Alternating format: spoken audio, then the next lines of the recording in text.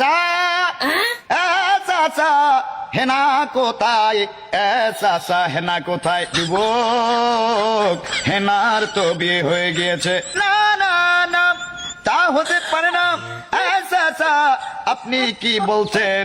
আমি এটা বিশ্বাস করতে পারি না। তুমি কে? এতদিন পর কোথা থেকে আসলা?